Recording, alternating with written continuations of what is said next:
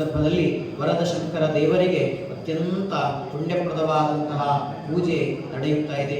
ಪೂಜೆ ಸಹಸ್ರನಾಮಾರ್ಚನೆಗಳಾಗಿ ದೇವರಿಗೆ ತ್ರಿಪಾದಭಕ್ಷ ಅನ್ನುವಂತಹ ಮಹಾನೈವೇದ್ಯವನ್ನು ಸಮರ್ಪಣೆ ಮಾಡಿ ಕಥಾಶ್ರವಣವನ್ನು ಮಾಡುವಂತಹ ಈ ಸಂದರ್ಭ ಶಾಸ್ತ್ರ ಏನು ಹೇಳ್ತದೆ ಅಂತ ಹೇಳಿದ್ರೆ, ಕಥಾಂಶತ್ವ ಜನೈಸ್ಸಹ, ಬಂಧು ಬಾಂಧವರ ಜೊತೆಯಲ್ಲಿ ನಾವು ಕಥೆಯನ್ನು ಶ್ರವಣ ಮಾಡಬೇಕು ಅಂತ ಹೇಳಿ ಶಾಸ್ತ್ರ ಇದೆ.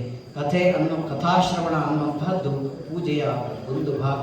ಕೇವಲ ಪೂಜೆಯಲ್ಲಿ ಭಾಗವಹಿಸಿದರೆ ಮಾತ್ರ ಸಾಲದು, ದೇವರ ಮಹಿಮೆಯನ್ನು ವರ್ಣಿಸುವಂತಹ ಪುಣ್ಯಪ್ರದವಾದಂತಹ ಕಥೆಯನ್ನು ಶ್ರವಣ ಮಾಡಬೇಕು ಎಂದು ಶಾಸ್ತ್ರಗಳು ಹೇಳಿವೆ. ಹಾಗಾಗಿ ವರದ ಶಂಕರ ಪೂಜೆಯನ್ನು ಮಾಡುವುದರಿಂದ ಈ ಲೋಕಕ್ಕೆ ಏನು ಪ್ರಯೋಜನ ಅನ್ನುವಂತಹದ್ದನ್ನು ಈ ಕಥಾಭಾಗದಲ್ಲಿ ನಾವು ತಿಳಿದುಕೊಳ್ಳುವ.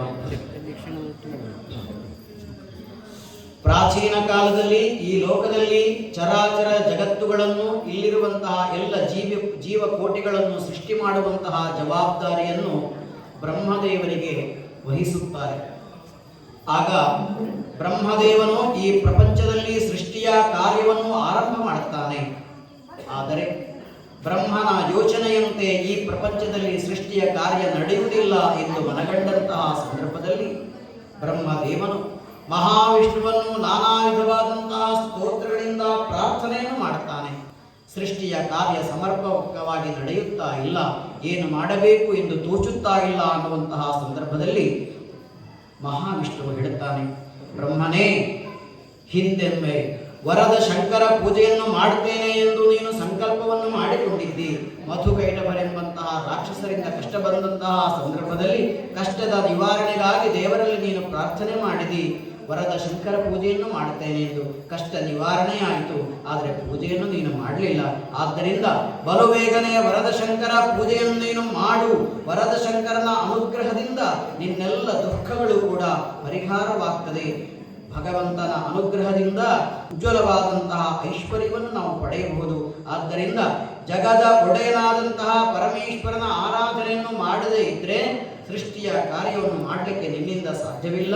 ಆದ್ದರಿಂದ ವರದ ಶಂಕರ ಪೂಜೆಯನ್ನು ಮಾಡು ಎಂದು ವಿಷ್ಣುವಿನ ಆದೇಶದ ಪ್ರಕಾರ ದೇವದೇವೋತ್ತಮನಾದಂತಹ ವರದ ಶಂಕರನ ವ್ರತದಿಂದ ಶಂಕರನು ಸಂತುಷ್ಟನಾಗ್ತಾನೆ.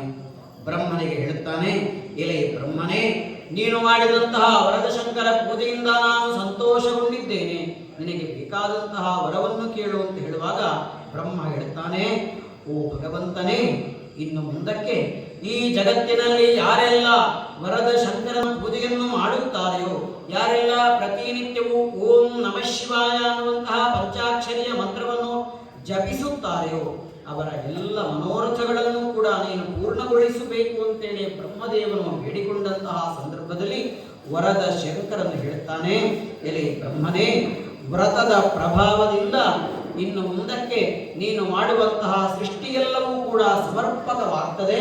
ಅಲ್ಲದೆ ವರದ ಶಂಕರನ ಪೂಜೆ, ವರದ ಶಂಕರನ ವ್ರತ ಅನ್ನುವಂತಹದ್ದು ಸಕಲರಿಗೆ ಕೂಡ ಶುಭವನ್ನು ಕೊಡುತ್ತದೆ. ಈ ವ್ರತವನ್ನು ಮಾಡಿದರೆ ಯಾರಿಗೆ ಸಂತಾನ ಇಲ್ಲವೋ ಅವರಿಗೆ ಸಂತಾನವನ್ನು ವರದ ಶಂಕರನು ಅಭಿವೃದ್ಧಿ ಮಾಡುತ್ತಾನೆ. ಬಡವರಾಗಿ ಇರುವವರಿಗೆ ಸಕಲ ವಿಧವಾದಂತಹ ಸಂಪತ್ತುಗಳನ್ನು ವರದ ಶಂಕರನು ಅಭಿವೃದ್ಧಿ ಮಾಡಿ ಅವರೆಲ್ಲ ಇಷ್ಟಾರ್ಥಗಳನ್ನು, ಅದೇ ರೀತಿಯಲ್ಲಿ ವಿದ್ಯಾರ್ಥಿಗಳಿಗೆ ವಿದ್ಯೆಯನ್ನು, ಸಂಪತ್ತನ್ನು ಬಯಸುವವರಿಗೆ ಸಂಪತ್ತನ್ನು ಕೂಡ ವರದ ಶಂಕರನ ಅನುಗ್ರಹ ಮಾಡುವಂತಹ ಅತ್ಯಂತ ಪುಣ್ಯಪ್ರದವಾದಂತಹ ಪೂಜೆಯಾಗಿದೆ. ಈ ರೀತಿಯಲ್ಲಿ ಪಾಪ ನಿವಾರಣೆಯನ್ನು ಮಾಡುವಂತಹ ವರದ ಶಂಕರನು ಬ್ರಹ್ಮದೇವನಿಗೆ ಬೇಕಾದಂತಹ ವರಗಳನ್ನಿದ್ದು ಅದೃಶ್ಯನಾಗ್ತಾನೆ. ಅಂತಹ ಸಂದರ್ಭದಲ್ಲಿ ವರದ ಶಂಕರನ ಮಹಿಮೆಯನ್ನು ಕೇಳಿ ಪುನೀತರಾದಂತಹ ಋಷಿಗಳು ಮುಂದಕ್ಕೆ ಹೇಳ್ತಾರೆ, ಒಂದಾನೊಂದು ಕಾಲದಲ್ಲಿ ವಿಶ್ರವಸ ಅನ್ನುವಂತಹ ಋಷಿಯ ಮಗನಾದಂತಹ ಕುಬೇರ ಅನ್ನುವನು ಲೋಕಪ್ರಸಿದ್ಧನಾಗಿದ್ದಾನೆ. ದೀರ್ಘಕಾಲದ ಭಕ್ತಿಯ ತಪಸ್ಸನ್ನು ಮಾಡಿ ಬ್ರಹ್ಮನನ್ನು ಸಂತೋಷಗೊಳಿಸಿದಂತಹ ಸಂದರ್ಭದಲ್ಲಿ ಸಂತೋಷಗೊಂಡಂತಹ ಬ್ರಹ್ಮನು ಕುಬೇರನಿಗೆ ಲಂಕಾ ರಾಜ್ಯವನ್ನು ಅನುಗ್ರಹ ಮಾಡುತ್ತಾನೆ. ಕುಬೇರನು ತನಗೆ ಬೇಕಾದಾಗ ಸಂಚಾರ ಮಾಡುವುದಕ್ಕಾಗಿ ಬ್ರಹ್ಮದೇವನು ದಿವ್ಯವಾದಂತಹ ವಿಮಾನವನ್ನು ಅವನಿಗೆ ಅನುಗ್ರಹ ಮಾಡುತ್ತಾನೆ. ಈ ರೀತಿಯಲ್ಲಿ ಬ್ರಹ್ಮದೇವನಿಂದ ಅದ್ಭುತವಾದಂತಹ ವರವನ್ನು ಪಡೆದುದರಿಂದ ಕುಬೇರನು ಸಕಲ ವಿಧವಾದಂತಹ ಐಶ್ವರ್ಯಗಳನ್ನು ಪಡೆದು ಕಂಗೊಳಿಸುತ್ತಾ ಇರುವಂತಹ ಸಂದರ್ಭದಲ್ಲಿ ರಸಾತಲ ಅನ್ನುವಂತಹ ಲೋಕದಿಂದ ದುಷ್ಟರಾದಂತಹ ರಾಕ್ಷಸರು ಆವಿರ್ಭವಿಸುತ್ತಾರೆ. ಆ ದೈತ್ಯರೆಲ್ಲರೂ ಕೂಡ ಲಂಕಾಧಿಪತಿಯಾದಂತಹ ರಾವಣನ ಬಳಿಗೆ ಹೋಗಿ ಹೇಳುತ್ತಾರೆ, ಎಲೈ ವೀರನಾದಂತಹ ರಾವಣನೇ, ಅದೋ ನಿನ್ನ ಬಂಧುವಾದಂತಹ ಕುಬೇರನನ್ನು ನೋಡು. ನಿನ್ನಿಂದ ಎಷ್ಟೋ ಪಟ್ಟು ಹೆಚ್ಚಿನ ಐಶ್ವರ್ಯವನ್ನು ಸಂಪಾದಿಸಿ ಶ್ರೇಯಸ್ಸನ್ನು ಪಡೆದಿದ್ದಾನೆ. ಆದ್ದರಿಂದ ನಾವು ದೈತ್ಯರಾದರೂ ಕೂಡ, ಬಲಶಾಲಿಗಳಾದರೂ ಕೂಡ ನಮಗೆ ಬೇಕಾದಷ್ಟು ಸಂಪತ್ತಿಲ್ಲ. ಆದ್ದರಿಂದ ಕುಬೇರನು ಮಹಾನ್ ಸಂಪತ್ತನ್ನು ಪಡೆದಿದ್ದಾನೆ. ಅವನಿಂದ ನಾವೆಲ್ಲರೂ ಕೂಡ ಶ್ರೇಷ್ಠರಾಗಬೇಕು ಎಂದು ದೈತ್ಯರೆಲ್ಲರೂ ಕೂಡ ರಾವಣನಲ್ಲಿ ಹೇಳುವಂತಹ ಸಂದರ್ಭದಲ್ಲಿ ತಪಸ್ಸನ್ನು ಮಾಡುವುದಕ್ಕಾಗಿ ರಾವಣನು ಹೋಗ್ತಾನೆ. ಗೋಕರ್ಣವೆಂಬಂತಹ ಮಹಾಕ್ಷೇತ್ರದಲ್ಲಿ ಭಯಂಕರವಾದಂತಹ ತಪಸ್ಸನ್ನು ಮಾಡುತ್ತಾನೆ. ಎಷ್ಟು ವರ್ಷಗಳ ಕಾಲ ತಪಸ್ಸನ್ನು ಮಾಡಿದರೂ ಕೂಡ ವರದ ಶಂಕರನು ಸುಪ್ರೀತನು ಆಗದೇ ಇದ್ದಂತಹ ಸಂದರ್ಭದಲ್ಲಿ ತನ್ನ ತಲೆಯನ್ನೇ ಕತ್ತರಿಸಿ ಮಹಾತ್ಮನಾದಂತಹ ಪರಮೇಶ್ವರನಿಗೆ ಸಮರ್ಪಣೆಯನ್ನು ಮಾಡುತ್ತಾನೆ. ರಾವಣನು ತನ್ನ ಭೀಕರವಾದಂತಹ ತಪಸ್ಸನ್ನು ಮಾಡುತ್ತಾ ಇರುವಂತಹ ಸಂದರ್ಭದಲ್ಲಿ ದೇವತೆಗಳೆಲ್ಲರೂ ಕೂಡ ಹೆದರಿದರಂತೆ. 10,000 ವರ್ಷಗಳ ಕಾಲ ತಪಸ್ಸನ್ನು ಮಾಡುತ್ತಾ ಇರುವಂತಹ ಸಂದರ್ಭದಲ್ಲಿ ರಾವಣನ ಬಳಿಗೆ ದೇವಋಷಿ ನಾರದರು ಹೋಗಿ ಹೇಳ್ತಾರೆ,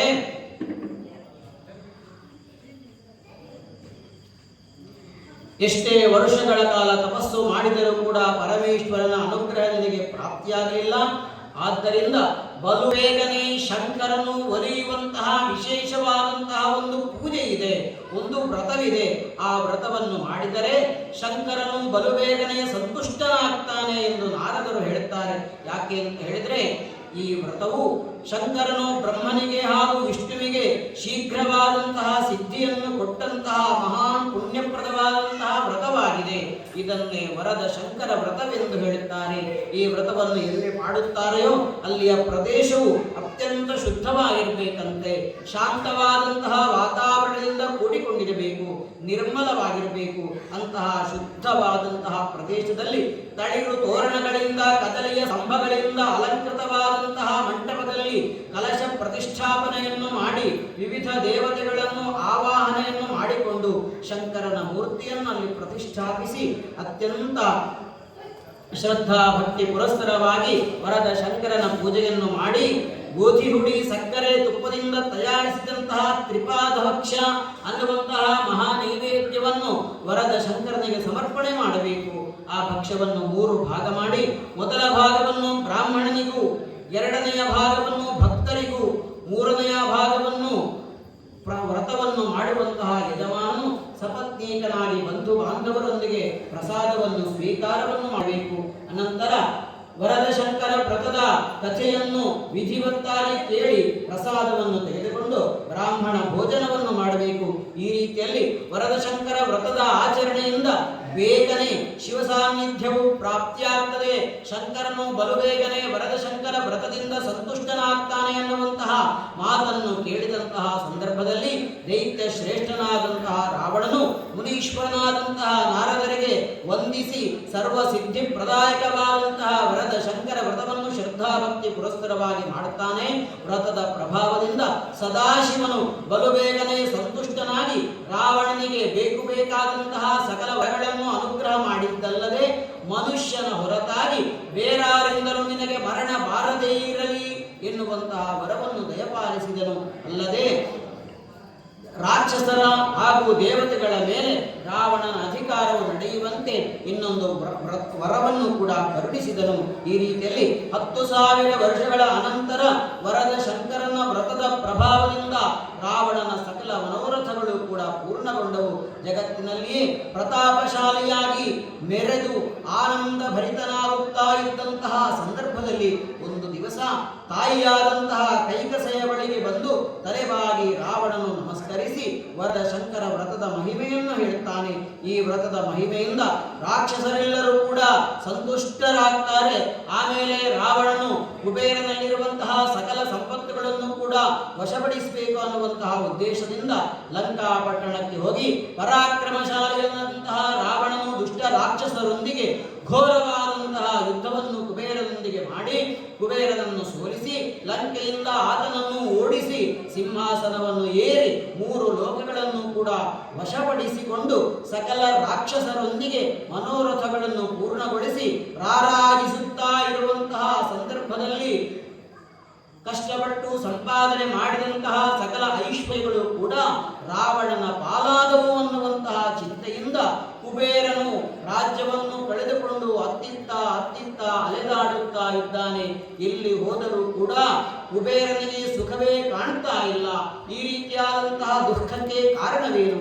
ಯಾವ ಕರ್ಮದ ಪರಿಣಾಮದಿಂದ ದುಃಖದ ನಿವಾರಣೆಯಾಗುವುದು ಎಂದು ತಿಳಿಯದೆ ಸುತ್ತುತ್ತಾ ಸದಾಶಿವನ ಸ್ಮರಣೆಯನ್ನು ಮಾಡುತ್ತಾ ಕೈಲಾಸ ಪರ್ವತದ ಉಪವನಕ್ಕೆ ಹೋಗಿ ತಪಸ್ಸನ್ನು ಆಚರಣೆ ಮಾಡುತ್ತಾ ಇದ್ದಂತಹ ಸಂದರ್ಭ. ಎಷ್ಟು ವರ್ಷಗಳ ಕಾಲ ತಪಸ್ಸನ್ನು ಮಾಡಿದರೂ ಕೂಡ ಶಿವನ ಒಲುಮೆ ಪ್ರಾಪ್ತಿಯಾಗದೇ ಇರುವಂತಹ ಸಂದರ್ಭದಲ್ಲಿ ಕುಬೇರನು ಚಿತ್ತಾಕ್ರಾಂತನಾದನು. ಆಗ ದಧೀಚಿ ಎನ್ನುವಂತಹ ಋಷಿಗಳು ಕುಬೇರನ ಬಳಿಗೆ ಬರ್ತಾರೆ. ವಿಶ್ರವಸು ಮುನಿಯ ಮಗನಾದಂತಹ ಕುಬೇರನು ಸಂತೋಷಭರಿತನಾಗಿ ದಧೀಚಿ ಮಹರ್ಷಿಗಳನ್ನು ಸ್ತೋತ್ರ ಮಾಡುತ್ತಾ ಅವರ ಪೂಜೆಯನ್ನು ಮಾಡಿ ಭಕ್ತಿಯಿಂದ ಪ್ರಾರ್ಥನೆಯನ್ನು ಮಾಡಿಕೊಳ್ಳುತ್ತಾನೆ. ಪ್ರಾಜ್ಯರಾದಂತಹ ದಧೀಚಿ ಮಹರ್ಷಿಗಳೇ, ನಿಮ್ಮ ದರ್ಶನದಿಂದ ನನಗೆ ತಪಸ್ಸು ಸಿದ್ಧಿಯಾಗಿದೆ. ಬ್ರಹ್ಮನ ಅನುಗ್ರಹದಿಂದ ಲಂಕಾಪಟ್ಟಣವನ್ನು ಪಡೆದಂತಹ ನಾನು ರಾವಣನಿಂದ ಅದನ್ನೆಲ್ಲವನ್ನು ಕೂಡ ಕಳೆದುಕೊಂಡು ದುಃಖಿತನಾಗಿದ್ದೇನೆ. ಪುನಃ ನನ್ನ ಸಾಮ್ರಾಜ್ಯವನ್ನು ಪಡೆಯಲು ಶಿವನನ್ನು ಸಂತೋಷಗೊಳಿಸಲು ಇಲ್ಲಿ ಬಂದು ತಪಸ್ಸನ್ನು ಮಾಡುತ್ತಾ ಇದ್ದೇನೆ. ಎಷ್ಟು ವರ್ಷಗಳ ಕಾಲ ತಪಸ್ಸನ್ನು ಮಾಡಿದರೂ ಕೂಡ ಶಂಕರನು ಒಲಿಯಲಿಲ್ಲ. ಆದ್ದರಿಂದ ಮಹಾಮುನಿಗಳೇ, ಶಿವನನ್ನು ಒಲಿಸುವಂತಹ ದಾರಿಯನ್ನು ತೋರಿಸಿಕೊಡಬೇಕು ಅಂತ ಹೇಳುವಾಗ ದಧೀಚಿ ಮಹರ್ಷಿಗಳು ಹೇಳ್ತಾರೆ, ರಾವಣನು ಗೋಕರ್ಣ ಕ್ಷೇತ್ರದಲ್ಲಿ ವರದಶಂಕರ ವ್ರತವನ್ನು ಮಾಡಿದ್ದಾನೆ. ವರದಶಂಕರ ವ್ರತದ ಪ್ರಭಾವದಿಂದ ರಾವಣನಿಗೆ ಶಂಕರನ ಅನುಗ್ರಹ ಪ್ರಾಪ್ತಿಯಾಗಿದೆ. ವರದಶಂಕರ ವ್ರತವನ್ನು ಮಾಡಿದ ಕಾರಣದಿಂದಲೇ ರಾವಣನು 3 ಲೋಕಗಳಿಗೆ ಕೂಡ ಅಧಿಪತಿಯಾಗಿದ್ದಾನೆ. ಆದ್ದರಿಂದ ನೀನು ಕೂಡ ಋಷಿವರ್ಯರೊಂದಿಗೆ ಸೇರಿಕೊಂಡು ವರದಶಂಕರ ಪೂಜೆಯನ್ನು ಮಾಡು ಎಂದು ವರದಶಂಕರ ಪೂಜೆಯನ್ನು ಮಾಡುವಂತಹ ಸಕಲ ವಿಧಿವಿಧಾನಗಳನ್ನು ಕೂಡ ದಧೀಚಿ ಮಹರ್ಷಿಗಳು ಕುಬೇರನಿಗೆ ಉಪದೇಶವನ್ನು ಮಾಡುತ್ತಾರೆ. ಈ ರೀತಿಯಲ್ಲಿ ವ್ರತವನ್ನು ಮಾಡಿ ಕಥಾಶ್ರವಣವನ್ನು ಆದ ಮೇಲೆ ವರದಶಂಕರನಾದಂತಹ ಸದಾಶಿವನು ಸಂತುಷ್ಟನಾಗಿ ಕುಬೇರನಿಗೆ ವರವನ್ನು ಕೊಡುತ್ತಾನೆ. ಅಯ್ಯ ಕುಬೇರ, ನೀನು ಮಾಡಿದಂತಹ ತಪಸ್ಸು, ನೀನು ಮಾಡಿದಂತಹ ವರದ ಶಂಕರ ಪೂಜೆಯಿಂದ ಸಂತೋಷಗೊಂಡಿದ್ದೇನೆ. ಇದು ನಿನಗೆ ಉತ್ತರ ದಿಕ್ಕಿನಲ್ಲಿ ಅಲಕ ಅನ್ನುವಂತಹ ನಗರವನ್ನು ನಿರ್ಮಿಸಿಕೊಟ್ಟಿದ್ದೇನೆ. ಅಲ್ಲಿ ನೀನು ಯಕ್ಷರಿಂದ ಒಡಗೂಡಿ ರಾಜ್ಯಭಾರವನ್ನು ಮಾಡು. ದಿಕ್ಪಾಲಕರಿಗೆ ಅಧಿಪತಿಯಾಗಿ ಸಕಲ ಐಶ್ವರ್ಯಗಳನ್ನು ಕೂಡ ಪಡೆ. ನೀನು ಮಾಡಿದಂತಹ ವ್ರತದ ಪ್ರಭಾವದಿಂದ ನೀನು ಚಿರಂಜೀವಿಯಾಗು. ದೇವ ದಾನವರು ಗುಪ್ತಕರು ಯಾರೂ ಕೂಡ ನಿನಗೆ ತೊಂದರೆ ಕೊಡದೇ ಇರುವಂತಹ ವಿಶೇಷವಾದಂತಹ ಅನುಗ್ರಹವನ್ನು ಮಾಡುತ್ತಾ ಲಂಕಾ ರಾಜ್ಯದಲ್ಲಿ ರಾವಣನಿಗೆ ಎಷ್ಟು ಐಶ್ವರ್ಯವುಂಟೋ, ಎಷ್ಟು ಸೌಖ್ಯವುಂಟೋ ಅದಕ್ಕಿಂತ ಹೆಚ್ಚಿನ ಸೌಖ್ಯವನ್ನು ನೀನು ಮಾಡಿದಂತಹ ವ್ರತಕ್ಕಾಗಿ ನಿನಗೆ ಅನುಗ್ರಹ ಮಾಡುತ್ತಾ ಇದ್ದೇನೆ. ನಿನಗೆ ಸುಖವಾಗಲಿ, ಕ್ಷೇಮವಾಗಲಿ ಅಂತೇಳಿ ವರದ ಶಂಕರನ ಅನುಗ್ರಹ ಮಾಡಿದ ತಕ್ಷಣದಲ್ಲಿಯೇ ಧನಾಧಿಪತಿಯಾಗಿ, ಸಂಪತ್ತಿನ ಅಧಿಪತಿಯಾಗಿ ಕುಬೇರನು ಶೋಭಿತನಾದನು. ವರದ ಶಂಕರನ ವರಪ್ರಸಾದದಿಂದ ನವನಿಧಿಗಳಿಗೆ ಕೂಡ ಒಡೆಯನಾದನು. ಈ ರೀತಿಯಲ್ಲಿ ಕಲ್ಯಾಣಕಾರಕವಾದಂತಹ ಶ್ರೇಯಪ್ರಾಪ್ತಿಯಾಗುವಂತಹ ವರದ ಶಂಕರ ವ್ರತವನ್ನು ಯಾರೆಲ್ಲ ಮಾಡುತ್ತಾರೆಯೋ ಅವರೆಲ್ಲರೂ ಕೂಡ ಸುಖವನ್ನು ಪಡೆಯುತ್ತಾರೆ. ಯಾರೆಲ್ಲ ಈ ವ್ರತದ ಕಥೆಯನ್ನು ಕೇಳುತ್ತಾರೆಯೋ ಅವರೆಲ್ಲರಿಗೆ ಕೂಡ ವರದ ಶಂಕರನು ಪೂರ್ಣವಾಗಿ ಅನುಗ್ರಹವನ್ನು ಮಾಡುತ್ತಾನೆ. ಈ ರೀತಿಯಲ್ಲಿ ವರದ ಶಂಕರನು ಸಕಲ ಭಕ್ತರನ್ನು ಕೂಡ ಅನುಗ್ರಹ ಮಾಡುತ್ತಾ ಇರುವಂತಹ ಸಂದರ್ಭದಲ್ಲಿ ಅವಂತಿ ಅನ್ನುವಂತಹ ನಗರದಲ್ಲಿ ಒಬ್ಬ ಮಹಾರಾಜನಿರ್ತಾನೆ. ಅವನ ನಾಮವು ಜಯನೆಂದು ಆಗಿರುತ್ತದೆ. ಜಯನೆಂಬ ರಾಜನು ವೀರನು, ಮಹಾತ್ಮನು, ಧನುರ್ಧಾರಿಯು, ದಾನಶೂರನು, ಯಜ್ಞ ಯಾಗಾದಿಗಳಲ್ಲಿ ತತ್ಪರನು, ದೇವ ಬ್ರಾಹ್ಮಣರ ಪೂಜಕನು, ಸಕಲ ಪ್ರಜೆಗಳನ್ನು ಕೂಡ ಸಂತೋಷಗೊಳಿಸುತ್ತಾ ಇರುವಂತಹ ಸಂದರ್ಭದಲ್ಲಿ, ಸಂತೋಷದಿಂದ ರಾಜ್ಯಭಾರವನ್ನು ಮಾಡುತ್ತಾ ಇರುವಂತಹ ಸಂದರ್ಭದಲ್ಲಿ ಇದ್ದಕ್ಕಿದ್ದಂತೆ ಮಹಾರಾಜನು ಕುರುಡನಾಗಿ ಹೋದನು. ಅವನ 2 ಕಣ್ಣುಗಳು ಕೂಡ ಕಾಣದಾದಂತಹ ಸಂದರ್ಭದಲ್ಲಿ ಜನ್ಮ ಜನ್ಮಾಂತರದ ಪುಣ್ಯ ಪಾಪಗಳ ವಿಶೇಷದಿಂದ ಈ ಜನ್ಮದಲ್ಲಿ ನಾವು ಕರ್ಮ ಫಲವನ್ನು ಅನುಭವಿಸಬೇಕಾಗಿ ಬರುತ್ತದೆ. ಹಿಂದಿನ ಜನ್ಮದಲ್ಲಿ ಮಾಡಿದಂತಹ ಪಾಪದ ಪ್ರಭಾವದಿಂದ ತನಗೆ ಈ ಜನ್ಮದಲ್ಲಿ ಕುರುಡನಾಗುವಂತಹ ಯೋಗ ಬಂತೆಂದು ದುಃಖಿತನಾದಂತಹ ಸಂದರ್ಭ. ಈ ಸಂದರ್ಭವನ್ನು ಕಾಯುತ್ತಾ ಇದ್ದಂತಹ ಶತ್ರುಗಳಾದಂತಹ ವಿದರ್ಭ ದೇಶದ ಪೌಂಡ್ರಕರೆ ಮೊದಲಾದವರೆಲ್ಲರೂ ಕೂಡ ಮಹಾರಾಜನ ರಾಜ್ಯಕ್ಕೆ ದಾಳಿಯನ್ನು ಮಾಡಿ ಮುತ್ತಿಗೆಯನ್ನು ಹಾಕಿ ಆ ರಾಜ್ಯವನ್ನು ವಶಪಡಿಸಿಕೊಳ್ಳುತ್ತಾರೆ. ಕಣ್ಣು ಕಾಣದೇ ಇದ್ದಂತಹ ಕುರುಡನಾದಂತಹ ರಾಜನು ದುಃಖಿತನಾಗಿ ತನ್ನ ಪತ್ನಿಯೊಂದಿಗೆ ಕ್ರೂರ ಪ್ರಾಣಿಗಳಿಂದ ಅತ್ಯಂತ ಭಯಂಕರವಾದಂತಹ ಶಬ್ದ ಕೇಳಿ ಬರುತ್ತಾ ಇರುವಂತಹ ಘೋರವಾದಂತಹ ಕಾಡನ್ನು ಪ್ರವೇಶ ಮಾಡಿಕೊಳ್ಳುತ್ತಾನೆ. ಶತ್ರುಗಳಿಂದ ತನ್ನ ರಾಜ್ಯವನ್ನು ಪಡೆದಂತಹ ರಾಜನು ತನ್ನ ಪತ್ನಿಯಲ್ಲಿ ಹೇಳುತ್ತಾ ಇದ್ದಾನೆ, ಎಲೆ ಸಾಧ್ವಿಯೇ, ದೇಹಕ್ಕೆ ಸಂತಾಪವನ್ನು ಉಂಟು ಮಾಡುವಂತಹ ಈ ರೀತಿಯಾದಂತಹ ಕಷ್ಟವು ನಮಗೆ ಯಾಕಾಗಿ ಬಂತು? ಈ ಭಯಾನಕವಾದಂತಹ ಕಾಡಿನಲ್ಲಿ ಭಯಗ್ರಸ್ತರಾಗಿ ನಾವು ಜೀವನವನ್ನು ಮಾಡುವುದು ಹೇಗೆ? ನನಗೆ ಕಣ್ಣು ಕೂಡ ಕಾಣುವುದಿಲ್ಲ, ರಾಜ್ಯವನ್ನು ಕೂಡ ಕಳೆದುಕೊಂಡಿದ್ದೇನೆ. ಭಯಂಕರವಾದಂತಹ ಈ ದುಃಖಕ್ಕೆ ಏನು ಕಾರಣ? ಈ ರೀತಿಯಲ್ಲಿ ಕಣ್ಣೀರು ಹಾಕುತ್ತಾ ಜೀವನವನ್ನು ಮಾಡುವುದಕ್ಕಿಂತ ಮರಣವೇ ನಮಗೆ ಒಳ್ಳೆಯದು. ಆದ್ದರಿಂದ ನನ್ನ ಮರಣದ ಅನಂತರ ಪತ್ನಿಯಾದಂತಹ ನೀನು ಕೂಡ ದೇಹವನ್ನು ತ್ಯಜಿಸಿ ಸ್ವರ್ಗಸ್ಥಳಾಗು ಎನ್ನುವಂತಹ ಕಠೋರವಾದಂತಹ ಮಾತನ್ನು ಕೇಳಿದಾಗ ಮಹಾರಾಣಿ ಹೇಳ್ತಾಳೆ, ತನ್ನ ಕರ್ಮ ಫಲದಿಂದ ಪ್ರಾಪ್ತವಾದಂತಹ ದುಃಖಕ್ಕಾಗಿ ನಾವು ಭಯಪಡುವುದು ಬೇಡ. ವ್ಯಕ್ತಿಯ ಸುಖ ದುಃಖಕ್ಕೆ ಕರ್ಮವೇ ಕಾರಣವಾಗಿದೆ. ಈ ಜನ್ಮದಲ್ಲಿ ಸಂಪೂರ್ಣವಾಗಿ ಸತ್ಕರ್ಮವನ್ನು ಮಾಡಿರುವಂತಹ ಕಾರಣದಿಂದ ಇನ್ನೊಂದು ಜನ್ಮದಲ್ಲಿ ನಾವೆಲ್ಲರೂ ಕೂಡ ಸುಖವನ್ನು ಪಡೆಯಬಹುದು. ಹಿಂದಿನ ಜನ್ಮದಲ್ಲಿ ಮಾಡಿದಂತಹ ದುಃಖದಿಂದಲಾಗಿ ನಾವು ದುಃಖವನ್ನು ಅನುಭವಿಸುತ್ತಾ ಇದ್ದೇವೆ. ಆದ್ದರಿಂದ ದುಃಖವನ್ನು ಪಡುವುದು ಬೇಡ. ಇಲ್ಲೇ ಸಮೀಪದಲ್ಲಿ ಪಾವನವಾದಂತಹ ವೃಕ್ಷಗಳಿಂದ ಒಡಗೂಡಿದಂತಹ ದೊಡ್ಡದಾದಂತಹ ಕಾಡು ಕಾಣಿಸುತ್ತಾ ಇದೆ. ಆದ್ದರಿಂದ ನಾವೆಲ್ಲರೂ ಕೂಡ ಆ ಕಾಡನ್ನು ಪ್ರವೇಶ ಮಾಡೋಣ. ಫಲವನ್ನು ಸ್ವೀಕಾರ ಮಾಡುತ್ತಾ ಮುನಿಯಂತೆ ವ್ರತಾಚರಣೆಯನ್ನು ಮಾಡುತ್ತಾ ಆ ಕಾಡಿನಲ್ಲಿ ವಾಸ ಮಾಡೋಣ ಎಂದಾಗ ಇಬ್ಬರು ಕೂಡ ಮೆಲ್ಲನೆ ಹೆಜ್ಜೆಯನ್ನು ಹಾಕುತ್ತಾ ನಡೆಯುತ್ತಾ ವಾಮದೇವ ಅನ್ನುವಂತಹ ಋಷಿಯ ಆಶ್ರಮದ ಬಳಿಗೆ ತಲುಪಿದ್ದಾರೆ. ಅಲ್ಲಿ ರಾಜನಾದಂತಹ ಜಯನು ದಣಿವನ್ನು ನಿವಾರಿಸುತ್ತಾ ತನಗೊದಗಿದಂತಹ ದುಸ್ಥಿತಿಯನ್ನು ಚಿಂತಿಸುತ್ತಾ ವಾಮದೇವ ಮುನಿಗಳ ಸನ್ನಿಧಿಯಲ್ಲಿ ಪ್ರಾರ್ಥನೆಯನ್ನು ಮಾಡಿಕೊಳ್ಳುತ್ತಾ ಇದ್ದಾರೆ. ಮುನಿಗಳೇ, ಆಶೀರ್ವಾದವನ್ನು ಮಾಡಿ ನಮಗೊದಗಿದಂತಹ ದುಃಖದಿಂದ ನಮ್ಮನ್ನು ಪಾರು ಮಾಡಬೇಕು ಎಂದು ಪ್ರಾರ್ಥನೆಯನ್ನು ಮಾಡುತ್ತಾ ಇರುವಂತಹ ಸಂದರ್ಭದಲ್ಲಿ ವಾಮದೇವ ಋಷಿಗಳು ಹೇಳುತ್ತಾರೆ, ಯೋಹರ ಸರ್ವಭೂತಾನಾಂ ಕ್ಲೇಶದ ಸುಖದ ಸ್ಮೃತಃ. ಭಗವಂತನಾದಂತಹ ಪರಮೇಶ್ವರನು ಎಲ್ಲ ಪ್ರಾಣಿಗಳಿಗೆ ಕೂಡ ಕ್ಲೇಶ ನಿವಾರಕನಾಗಿ ಸುಖವನ್ನು ಕೊಡುವವನಾಗಿದ್ದಾನೆ. ಈಶ್ವರನ ಪಾದ ಸೇವನೆಯಿಂದ ಎಲ್ಲರೂ ಕೂಡ ಸುಖಿಗಳಾಗಿದ್ದಾರೆ. ಆದ್ದರಿಂದ ಪ್ರತಿನಿತ್ಯವೂ ಕೂಡ ಪಾಪನಾಶಕವಾದಂತಹ ಪರಮೇಶ್ವರನಿಗೆ ಅತ್ಯಂತ ಪ್ರಿಯವಾದಂತಹ ನಮಃ ಶಿವಾಯ ಅನ್ನುವಂತಹ ಪಂಚಾಕ್ಷರಿ ಮಂತ್ರವನ್ನು ಜಪ ಮಾಡು.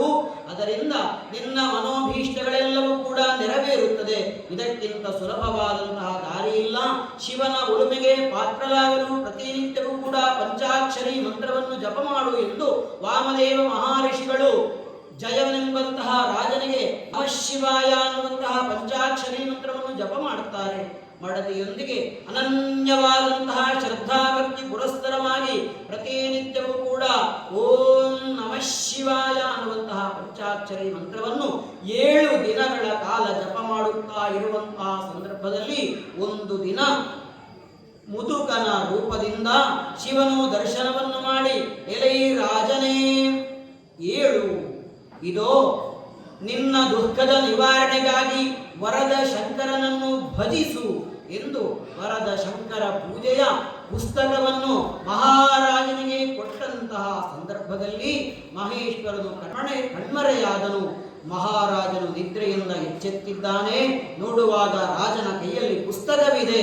ಆ ಪುಸ್ತಕವನ್ನು 2 ಕೈಗಳಿಂದ ಎತ್ತಿಕೊಂಡು ನಮಸ್ಕರಿಸಿ ಮಹಾರಾಣಿಯಲ್ಲಿ ಹೇಳ್ತಾನೆ, ಕಲ್ಯಾಣಿ, ಕನಸಿನಲ್ಲಿ ವರದಶಂಕರ ವ್ರತದ ಪುಸ್ತಕವನ್ನು ದೇವರು ಕೊಟ್ಟಿದ್ದಾರೆ ಎಂದಾಗ, ಇದು ವರದ ಶಂಕರ ಪುಸ್ತಕವಲ್ಲ, ಇದು ವರದ ಶಂಕರನ ವರಪ್ರಸಾದ ಎಂದು ಇಬ್ಬರು ಕೂಡ ವಾಮದೇವ ಋಷಿಗಳ ಸನ್ನಿಧಿಗೆ ಹೋಗ್ತಾರೆ.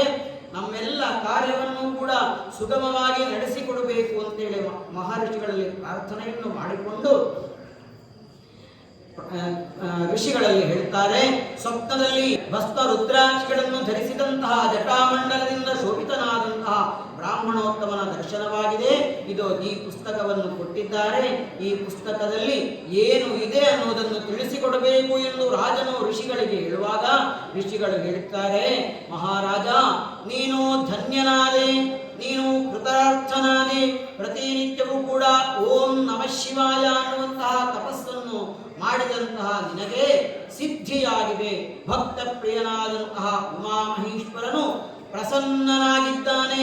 ನೀನು ವರದ ಶಂಕರ ಪೂಜೆಯನ್ನು ಮಾಡು ಎಂಬ ಋಷಿಗಳ ಮಾತಿನಂತೆ ಪತ್ನಿ ಸಹಿತನಾಗಿ ಆ ವ್ರತವನ್ನು ಮಾಡಿದ್ದಾನೆ. ವರದ ಶಂಕರನ ಕಥೆಯನ್ನು ಗಮನವಿಟ್ಟು ಕೇಳಿದಂತಹ ರಾಜನು ವರದ ಶಂಕರನ ಪ್ರಸಾದವನ್ನು ಭಕ್ತಿಯಿಂದ ಸ್ವೀಕಾರ ಮಾಡಿದಾಗ, ಕಣ್ಣು ತೆರೆದಾಗ ಭಗವಂತನಾದಂತಹ ವರದ ಶಂಕರನು ಪ್ರಸನ್ನನಾಗಿದ್ದಾನೆ, ಪ್ರತ್ಯಕ್ಷನಾಗಿದ್ದಾನೆ. ರಾಜನಿಗೆ 2 ಕಣ್ಣುಗಳನ್ನು ಕರುಣಿಸಿ ಅವನಿಗೆ ಬೇಕಾದಂತಹ ಎಲ್ಲ ವರಗಳನ್ನು ಕೂಡ ವರದ ಶಂಕರನ ಅನುಗ್ರಹ ಮಾಡಿದಾಗ ಭಕ್ತಿ ಪ್ರೇಮರಸಗಳಿಂದ ಕೂಡಿದವನಾಗಿ ಮತ್ತೆ ಮತ್ತೆ ಮತ್ತೆ ಮತ್ತೆ ಮಹಾರಾಜನು ನಮಸ್ಕಾರವನ್ನು ಮಾಡಿದ್ದಾನೆ. ಅತ್ಯಂತ ಗದ್ಗದಿತನಾಗಿ ಶಿವನನ್ನು ಸ್ತುತಿಸಿದ್ದಾನೆ.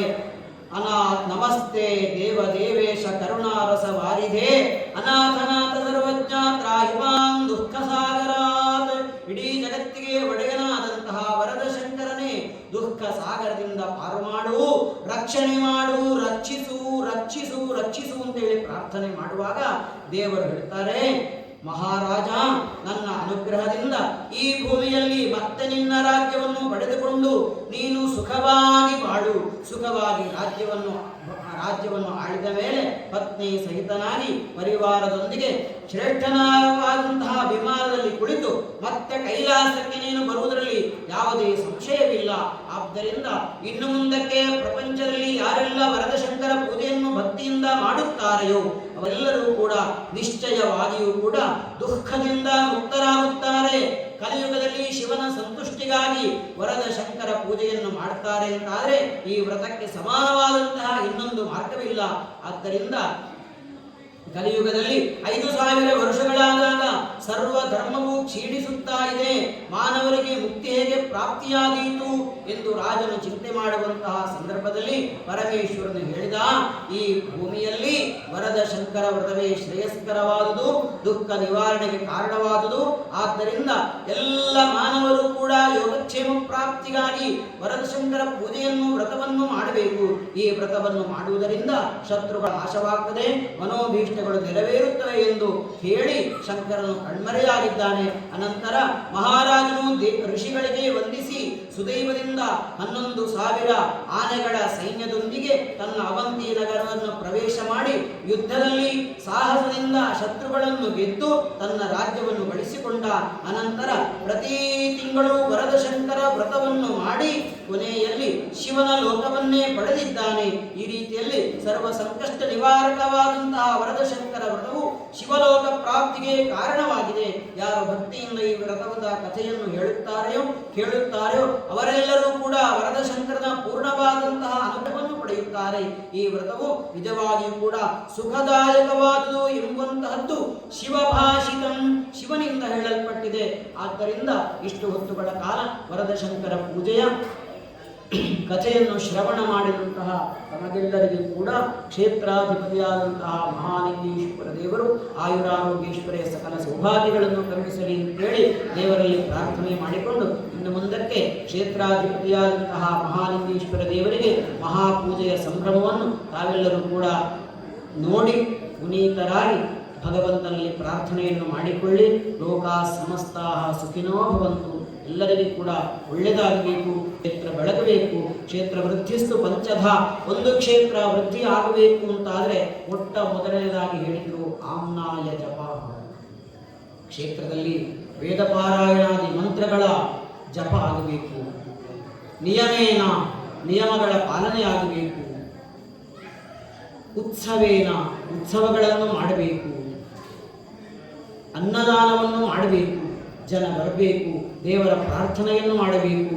ಆಚಾರ್ಯ ತಪಸ ಪೂಜೆಯನ್ನು ಮಾಡುವಂತಹ ಆಚಾರ್ಯರು ಅತ್ಯಂತ ಭಕ್ತಿಯಿಂದ ದೇವರ ಪೂಜಾದಿಗಳನ್ನು ಮಾಡಿಕೊಂಡಲ್ಲಿಗೆ ಆ ಕ್ಷೇತ್ರವು ಬೆಳಗಿ ಬಾಳುತ್ತದೆ ಎಂದು ಋಷಿ ವಚನವಿದೆ. ಆ ಪ್ರಕಾರವಾಗಿ ಈ ದಿವಸ ಸನ್ನಿಧಿಯಲ್ಲಿ ವರದ ಶಂಕರನ ಪೂಜೆ ನಡೆಯುತ್ತಾ ಇದೆ.